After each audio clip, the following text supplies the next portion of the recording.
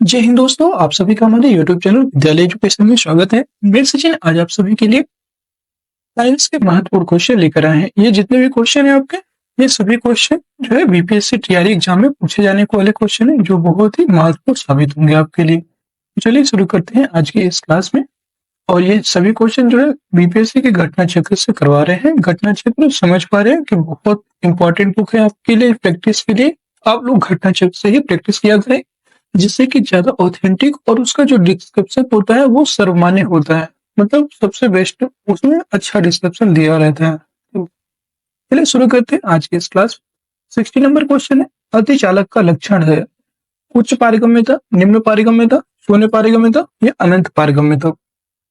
अति चालक का मतलब होता है शून्य पारगम्यता, जहां पर जो है कोई भी जैसे होता नहीं है, आप कोई चीज करते हो तो उसमें कुछ एनर्जी लॉस होती है, तो ऐसे जैसे हम शून्य पारगम्यता जहाँ पे होती है, वहां पे जब हम कोई किसी पे इलेक्ट्रिक करंट देते हैं तो वो 1% भी यूज नहीं करती है। पूरा का पूरा जितना देंगे उतना पूरा 100% हमने सप्लाई कर देगा, तो वो होता है शून्य पारगम्यता। इसी को कहते हैं अति चालक। से आपका इसका राइट हो जाएगा। नेक्स्ट क्वेश्चन है 61 नंबर, गर्म करने पर एक अर्धचालक का प्रतिरोध बढ़ता है घटता है। तो आप सभी को पता है जो अर्धचालक का प्रतिरोध है वो हमेशा घटता है गर्म करने पर। ठीक है, तो गर्म करने पर इनका प्रतिरोध घटता है। ये ऑप्शन इसका करेक्ट है। वही रहता है, पहले बढ़ता है फिर घटता है, तो वही आपको बता दिया घटता है। ठीक है, अर्धचालक ऐसे ठोस पदार्थ हैं जिनके विद्युत प्रतिरोधकता चालकों से अधिक परंतु कुचालकों से कम होती है, और अर्धचालक का प्रतिरोध ताप बढ़ाने पर कम होता है। नेक्स्ट क्वेश्चन है 62, ठंडक के दिनों में लोहे के गुटकों और लकड़ी के गुटकों को प्रातःकाल छुएं तो लोहे का गुटका ठंडा लगता है, क्योंकि इसका क्या रीजन है कि लोहे का जो गुटका होता है वो ठंडा लगता है। लोहे के गुटके का ताप लकड़ी के गुटके से कम होता है? नहीं, लकड़ी की तुलना में लोहा ऊष्मा का अच्छा चालक है। एकदम सही है। लकड़ी की तुलना में लोहा ऊष्मा खराब चालक है। गलत। लोहे का गुटका लकड़ी से भारी होता है। ये भी गलत है। इसका जो राइट आंसर होगा वो होगा लकड़ी की तुलना में लोहे जो है ऊष्मा का चालक अच्छा होता है। ठीक,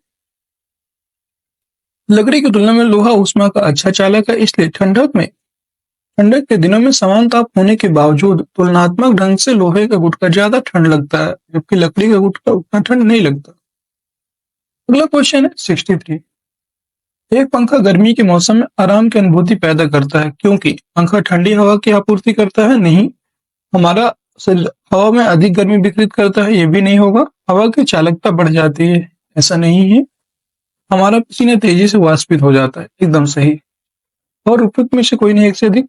ये आपका बीपीएससी प्री 2022 में पूछा गया था। और जब पंखा गर्मी के समय पंखा चलता है तो हमारी बॉडी का जो पसीना निकलता है वो बहुत तेजी से वाष्पित होता है, इस वजह से हम लोगों को आराम की अनुभूति ठंडक महसूस होता है। डी ऑप्शन इसका राइट हो जाएगा।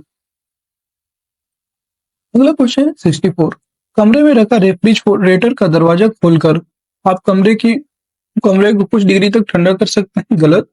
आप इसको रेफ्रिजरेटर के तापमान पर ठंडा कर सकते हैं? ये भी नहीं होगा।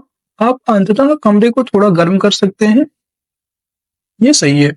आप कमरे को ना तो गर्म ना ठंडा कर सकते, ऐसा नहीं। आप अंत में जो कमरे को थोड़ा गर्म कर सकते हैं अगर इसका आप दरवाजा खोल देते हैं, तो ये ऑप्शन राइट हो जाए। कमरे में रखा जो रेफ्रिजरेटर का दरवाजा है, ये खोलकर रखने से कमरे का तापमान बढ़ जाता है, फलस्वरूप कमरा थोड़ा सा गर्म हो जाता है। ठीक है, नेक्स्ट क्वेश्चन है 65, यदि रेफ्रिजरेटर के दरवाजे कुछ घंटों के लिए खुले छोड़ दें तो कमरे का तापमान अभी जस्ट बताया कम हो जाएगा, बढ़ जाएगा, वही रहेगा, केवल रेफ्रिजरेटर के आसपास के क्षेत्र में घट जाएगा। उपयुक्त में से कोई नहीं है, एक से अधिक। जब बीपीएससी प्री 2022 का क्वेश्चन है, बार बार क्वेश्चन ऐसे पूछते हैं बीपीएससी, इसलिए आपको पता होना चाहिए कि जब हम रेफ्रिजरेटर का दरवाजा खोलते हैं तो उसका जो तापमान है कुछ घंटों के लिए बढ़ जाएगा, मतलब कुछ टाइम के लिए बढ़ जाता है उसका, जब तक खुला रहेगा दरवाजा। अगला क्वेश्चन है 66, निम्नलिखित में से गलत कथन का चयन करना है। गलत कथन बताना है इसमें कि गलत कथन कौन सा होगा। ठीक है, कपास गर्मियों में कपड़ों के रूप में उपयोग के लिए उपयुक्त है क्योंकि यह नमी को अवशोषित करता है? ये तो सही है। गर्मियों में जो है कॉटन के वस्त्र सब लोग पहनते हैं, सही है एकदम। सीढ़ी बनाने के लिए पॉलीकार्बोनेट का उपयोग किया जाता है? ये भी सही है। एक एक्रेलिक को कृत्रिम रेशा भी कहा जाता है क्योंकि यह कपास से तैयार होता है लेकिन रेशम की तरह चमकता है। ये गलत है। टेफ्लॉन का उपयोग नॉन स्टिक रसोई के सामान कोटिंग के लिए किया जाता है। तो टेफ्लॉन का उपयोग, ये सही है। तो में से कोई नहीं है, एक से अधिक। इसका जो राइट आंसर हो जाएगा सी ऑप्शन। ये गलत है। ठीक है। एक्रेलिक को कृत्रिम ऊन तो कहा जाता है, रेयान को सामान्यतः कृत्रिम सिल्क कहा जाता है। ठीक है। यहाँ पे कृत्रिम जो रेशम है ये किसको कहा जाता है? एक्रेलिक को। ये सही है, लेकिन रेयान को कृत्रिम सिल्क कहा जाता है। नेक्स्ट क्वेश्चन है 67। दो उत्तरोत्तर सुरंग अथवा दो उत्तरोत्तर गर्त के बीच की दूरी को क्या कहते हैं? सुरंग और गर्त के बीच की जो दूरी है क्या कहलाती है? आयाम, एम्पलीट्यूड, तरंग दैर्घ्य, आवृत्ति, उपयुक्त में से कोई नहीं। तो दो सुरंग और दो उत्तरोत्तर अर्थात गर्त के बीच की जो दूरी होती है उसे तरंग दैर्घ्य कहते हैं। एक सरल आवर्त तरंग किसी माध्यम से होकर जाती है तो एक विशेष पैटर्न की निश्चित दूरी के पश्चात पुनरावृत्ति होती है, इसी दूरी को तरंग दैर्घ्य कहते हैं। अगला क्वेश्चन है 68 नंबर। जब प्रकाश एक माध्यम से दूसरे माध्यम में जाता है तो निम्न में से कौन सी जो है उसकी प्रक्रिया नहीं बदलती है? वेग और गति, तरंग दैर्घ्य, आवृत्ति, अपवर्तनांक, में से कोई नहीं है एक से अधिक। तो बीपीएससी प्री 2020 में क्वेश्चन पूछा गया था। और जब प्रकाश एक माध्यम से दूसरे माध्यम में जाता है तो उसकी आवृत्ति चेंज नहीं होती है, आवृत्ति सेम रहती है। सी ऑप्शन राइट हो जाए। नेक्स्ट क्वेश्चन है, जब कोई प्रकाश तरंग वायु से कांच या एक माध्यम से दूसरे माध्यम में जाती है तो प्रकाश की आवृत्ति वही रहती है, लेकिन उसका तरंग दैर्घ्य तथा वेग दोनों बदल जाते हैं। नेक्स्ट क्वेश्चन है 69।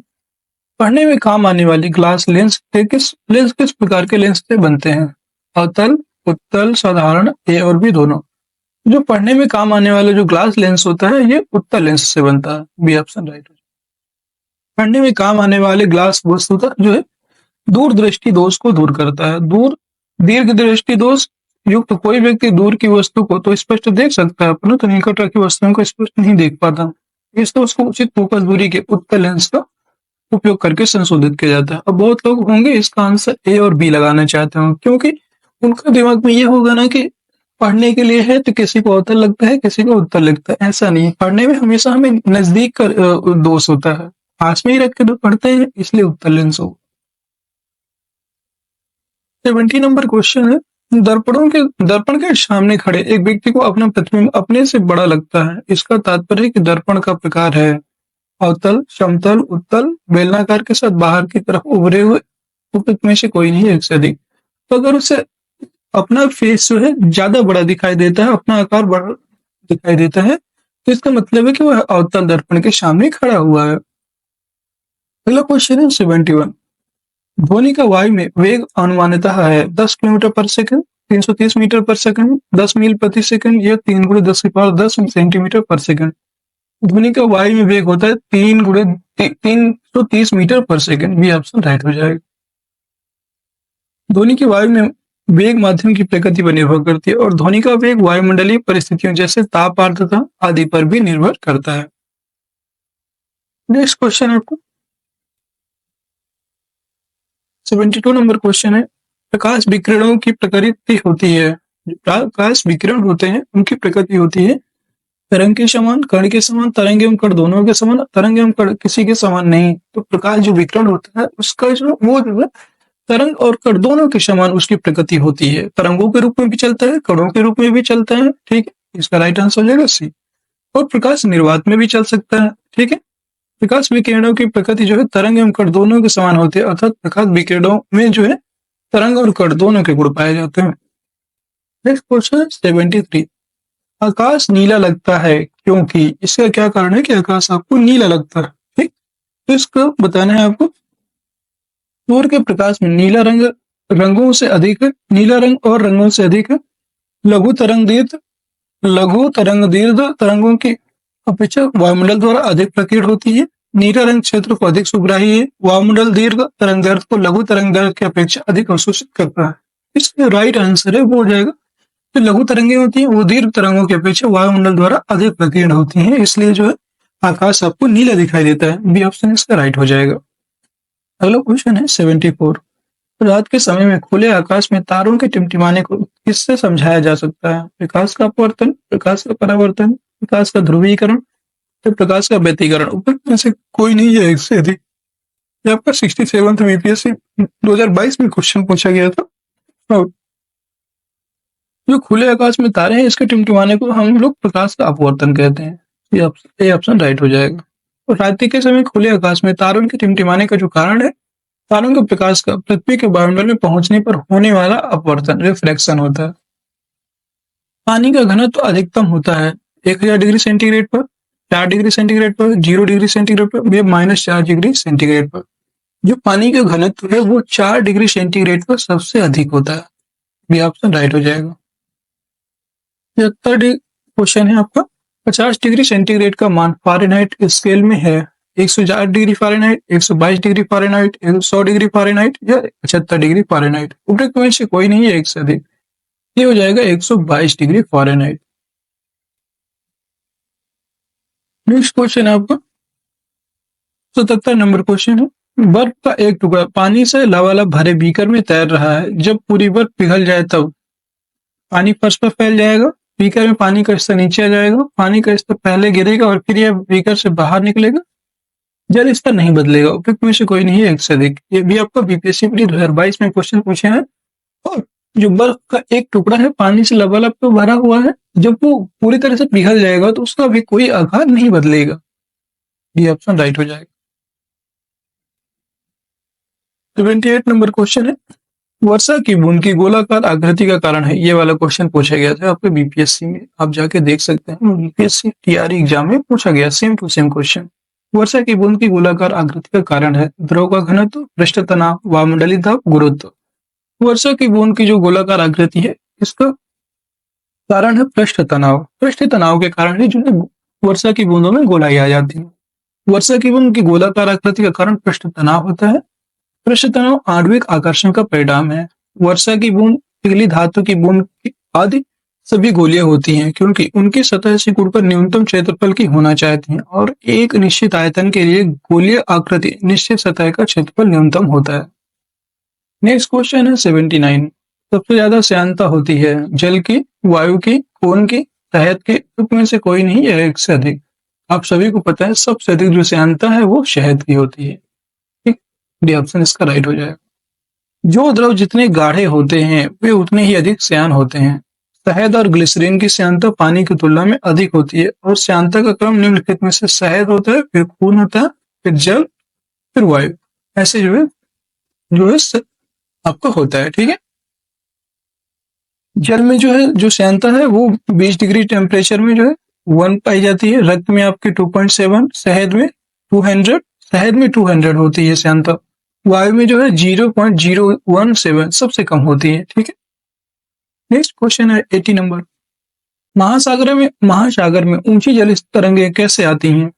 भूकंप से, सूर्य से, तारों से, चंद्रमा से। यह आपको बीपीएससी प्री 2005 में क्वेश्चन पूछा गया था। और महासागर में ऊंची जो जल तरंगे हैं ये जो है चंद्रमा से आती हैं। डी ऑप्शन राइट हो जाएगा। महासागर में ऊंची जल तरंगे चंद्रमा के गुरुत्वाकर्षण बल का परिणाम है और चंद्रमा पृथ्वी से सूर्य की तुलना में नजदीक है। उसके आकर्षण बल के कारण समुद्र की तरंगे ऊपर उठती हैं। सूर्य के द्वारा लगने वाला आकर्षण बल उतना प्रभावी नहीं होता, तो सूर्य द्वारा जल तरंगे चंद्रमा की तुलना में अधिक ऊपर उठ जाती हैं। और दोस्तों आज की क्लास आपको कैसी लग रही है कमेंट बॉक्स में बताइएगा। और आपका कोई भी डाउट रहता है, कोई भी पीडीएफ चाहिए होती है तो आप जरूर बता सकते हैं, आपको वहां पे अवेलेबल करवा दी जाएगी। आप हमारे वीडियो के डिस्क्रिप्शन में जाकर के वहां से टेलीग्राम चैनल में जुड़ सकते हैं और जो भी एग्जाम से रिलेटेड जानकारी होती है वहां पे आपको अवेलेबल करवा दी जाती है। जब एक पत्थर को चांद की सतह से पृथ्वी पर गिराया जाता है तो पृथ्वी पर लाया जाता है तो इसका द्रव्यमान बदल जाएगा, इसका भार बदल जाएगा, परंतु द्रव्यमान नहीं। भार और द्रव्यमान दोनों बदल जाएंगे, ना द्रव्यमान और ना ही भार बदलेगा। तो जब कोई भी वस्तु है, कोई भी पत्थर है, जब चांद से पृथ्वी पर लाया जाएगा तो इसका भार बदल जाएगा, द्रव्यमान कभी नहीं बदलता, भार बदल जाता है। बी ऑप्शन इसका राइट हो जाएगा। किसी पत्थर को चांद की सतह से पृथ्वी पर लाया जाता है तो इसका द्रव्यमान स्थिर रहता है लेकिन भार अधिक हो जाएगा, क्योंकि पृथ्वी की पर चंद्रमा की अपेक्षा गुरुत्वीय बल जो है अधिक होता है। ठीक है, पृथ्वी पर चंद्रमा का कितना है 1/6, पृथ्वी के गुरुत्वाकर्षण का 1/6 है। ठीक है, अगर कोई वस्तु पृथ्वी पर 60 kg की है तो वहां पर कितनी हो जाएगी 1/6 मतलब कि ये हो जाएगी आपकी 10 केजी की हो जाएगी वहां चंद्रमा पर। ठीक है। नेक्स्ट क्वेश्चन है 82। प्रेशर कुकर में खाना जल्दी पक जाता है क्योंकि उच्च दाब के कारण पानी निम्न तापमान पर उबलने लगता है। उच्च दाब के कारण पानी का उच्च तापमान पर उबलता लगता है। कम दाब के कारण पानी कम तापमान पर उबलने लगता है, या निम्न दाब के कारण पानी उच्च तापमान पर उबलने लगता है। तो इसका जो मेन कारण है प्रेशर कुकर का, इसमें जो क्या होता है, हाई प्रेशर लगता है, उच्च प्रेशर, हाई प्रेशर के कारण जो है पानी उच्च तापमान पर उबलने लगता है। ये ऑप्शन राइट हो जाएगा। अगला क्वेश्चन है 83 नंबर क्वेश्चन करेंगे। सौर ऊर्जा निम्न में से किससे प्राप्त होती है? चंद्रमा, सूर्य, समुद्र, सूर्य, हवा। तो सौर ऊर्जा आप सभी को पता है, सौर ऊर्जा सूर्य से प्राप्त होती है। सौर ऊर्जा सूर्य से प्राप्त होती है और सूर्य के अभ्यंतर में नाभिकीय संलयन के कारण लगातार विशाल मात्रा में ऊर्जा मुक्त होती रहती है। अतः अर्थात नाभिकीय संलयन द्वारा सूर्य पर ऊर्जा का निर्माण होता है। आपसे क्वेश्चन पूछ सकता है, अभी देखिए सूर्य से पूछा था, बीपीएससी टीआरई में क्वेश्चन पूछा था कि सूर्य का रंग कैसा है, उससे क्वेश्चन पूछा था। ठीक है। और सूर्य से क्वेश्चन पूछता है हर बार। नाभिकीय संलयन द्वारा सूर्य पर ऊर्जा का निर्माण होता है और इस ऊर्जा का अंतरिक्ष में सब दिशाओं में विकिरण होता है। पृथ्वी और अन्य सौर ग्रहों को इस ऊर्जा का एक छोटा सा भाग ही मिलता है। पृथ्वी को लगभग 4.5 इंटू 10⁻⁻8 भाग ही ऊर्जा प्राप्त होती है। 84 नंबर क्वेश्चन है, सूर्य पर ऊर्जा का निर्माण होता है। ये क्वेश्चन पूछ सकता है, याद रखिएगा, इंपॉर्टेंट क्वेश्चन है। ऐसे क्वेश्चन पूछ सकता है इस पर। नाभिकीय विखंडन के द्वारा, नाभिकीय संलयन के द्वारा, ऑक्सीकरण अभिक्रियाओं द्वारा, अवकरण अभिक्रियाओं द्वारा। ये बताना है सूर्य पर ऊर्जा का निर्माण कैसे होता है। ये होता है पर नाभिकीय संलयन के द्वारा। ये ऑप्शन राइट हो जाएगा। 85 नंबर क्वेश्चन है, प्रथम भारतीय उपग्रह आर्यभट्ट कब छोड़ा गया? 10 जुलाई 1992, 19 अप्रैल 1975, 1 नवंबर 1966, 2 दिसंबर 1975। प्रथम जो भारतीय उपग्रह आर्यभट्ट था, ये 19 अप्रैल 1975 को छोड़ा गया था। ये ऑप्शन राइट हो जाएगा। नेक्स्ट क्वेश्चन है 86। वर्ष दीर्घतम होता है प्लूटो पर, गुरु पर, नेपच्यून पर या पृथ्वी पर? तो यहाँ पे जो प्लूटो होता है, प्लूटो पर जो वर्ष है वो सबसे अधिक होता है और प्लूटो का जो परिक्रमण काल है वो लगभग 248 वर्ष, लगभग 248 वर्ष का होता है। ठीक है, इसलिए प्लूटो इसका राइट आंसर हो जाएगा। अगला क्वेश्चन है 87। विद्युत चुम्बकीय तरंगों का वेग कितना होता है? 3×10⁸ मीटर पर सेकंड, 3×10⁷ मीटर पर सेकंड, 3×10⁶ मीटर पर सेकंड या 3×10⁵ मीटर पर सेकंड। तो इनमें से कोई नहीं है, एक से देखिए आपका 66 बीपीएससी 2020 में क्वेश्चन पूछा गया था। और जो विद्युत चुम्बकीय तरंगे होती हैं उनका वेग 3×10⁸ मीटर पर सेकंड होता है। ये ऑप्शन इसका राइट हो जाएगा। 89 नंबर क्वेश्चन है। 88 नंबर क्वेश्चन है, सूर्य के प्रकाश का धरती के सतह पर पहुंचने में लगने वाला समय है 4.2 सेकंड, 4.8 सेकंड, 8.5 सेकंड या 3.6 घंटे। आप सभी को पता है सेकंड में लगता है, घंटे वाला तो होगा ही नहीं, इसलिए। और कितना लगता है? 8.5 मिनट। सी ऑप्शन राइट हो जाएगा। सूर्य के प्रकाश का धरती की सतह पर पहुंचने में लगा समय 8.31 मिनट या 499 सेकेंड, या 8 मिनट 19 सेकेंड है। क्योंकि निकटतम विकल्प 8.5 मिनट है, अर्थात 8 मिनट 30 सेकेंड दिया गया है, इसलिए इसको जो है सही राइट है। मगर आपसे पूछता है कितना लगेगा, तो 8 मिनट 19 सेकेंड। ठीक है, इतना जो है इसमें टाइम लगता है।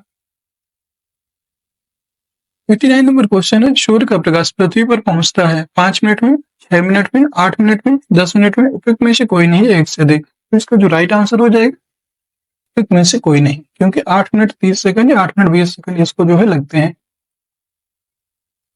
नेक्स्ट क्वेश्चन है 90। सौरमंडल का सबसे बड़ा ग्रह कौन सा है? पृथ्वी, मंगल, बृहस्पति, शनि। तो सबसे बड़ा जो ग्रह है सौरमंडल का वो है आपका बृहस्पति। बृहस्पति का जो औसत व्यास है, उसका औसत व्यास है 139822। इसका जो है किलोमीटर इसका औसत व्यास है। बृहस्पति जो है सबसे बड़ा ग्रह है। और सबसे छोटा ग्रह कौन सा है? वो है बुध। पूछता है सबसे छोटा ग्रह कौन सा है, तो वो है बुध। तो राइट आंसर सी हो जाए। नेक्स्ट क्वेश्चन है 91। निम्नलिखित में से कौन एक कंप्यूटर की भाषा नहीं है? बेसिक, सी, फास्ट, फॉर्ट्रान। यहाँ पे फास्ट कोई भाषा नहीं होती है कंप्यूटर की, सी ऑप्शन राइट हो जाएगा। जबकि बेसिक, सी, फॉरट्रन ये जो है तीनों कंप्यूटर की भाषाएं हैं। नेक्स्ट क्वेश्चन 92, निम्नलिखित में से कौन सी धातु रोशनी के बल्बों में फिलामेंट के रूप में प्रयोग की जाती है? लौह, मॉलिब्डेनम, चांदी, टंगस्टन।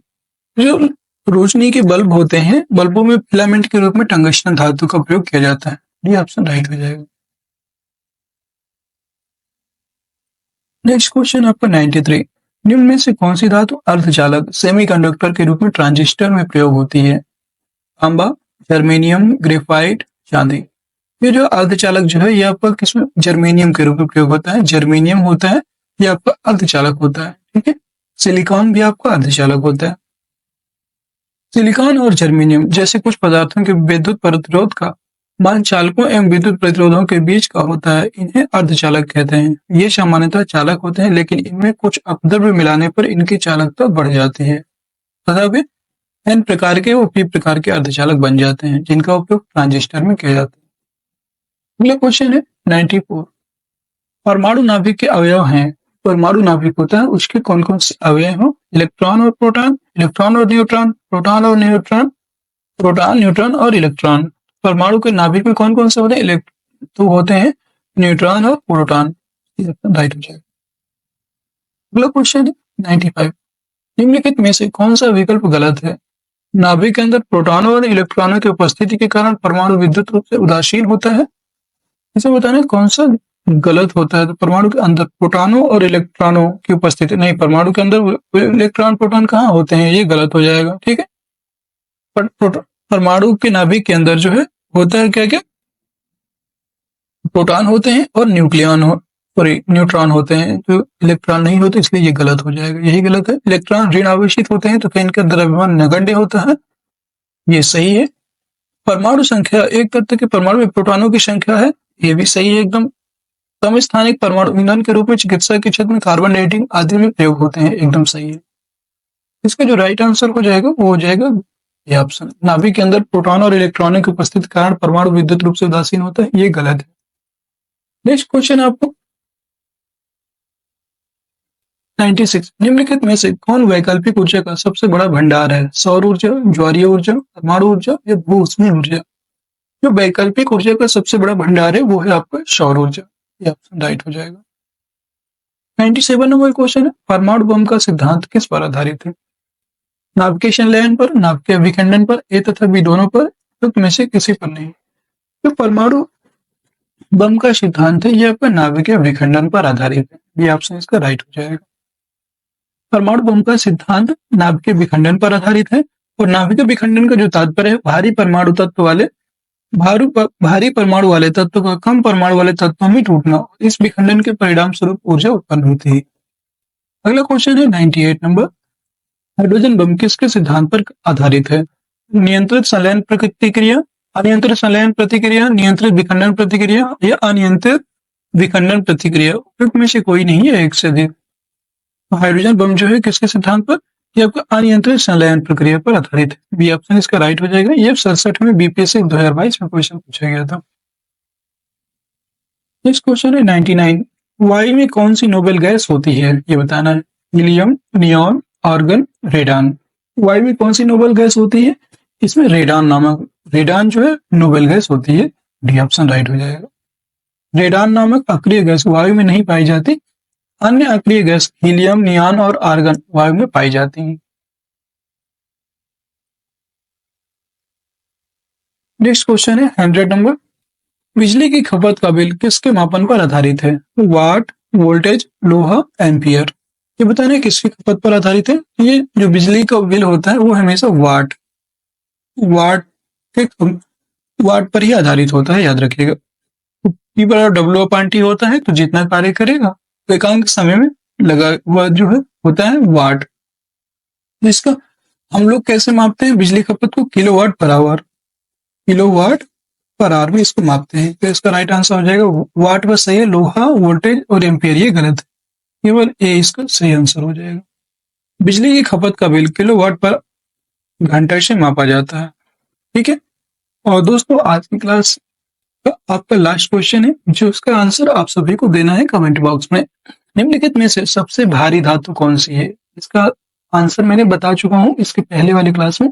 इसके पहले के जो पहली क्लास थी उसमें आप शायद इसका आंसर बताए थे और आपको इसका आंसर देना है, नहीं आएगा तो मैं नेक्स्ट वीडियो में इसको जो करवा देंगे, ठीक है। निम्नलिखित में से सबसे भारी धातु कौन सी है? तांबा, यूरेनियम, एल्युमिनियम, चांदी। इसको बताना है आपको, आंसर कमेंट बॉक्स में कमेंट कीजिएगा। और दोस्तों आज की क्लास आपकी यहीं पे ओवर होती है। आपको क्लास कैसी लगी कमेंट सेक्शन में जरूर बताइएगा। किसी क्वेश्चन में डाउट है तो पूछ सकते हैं। हमसे जुड़ने के लिए हमारे टेलीग्राम चैनल विद्यालय एजुकेशन से जुड़ सकते हैं।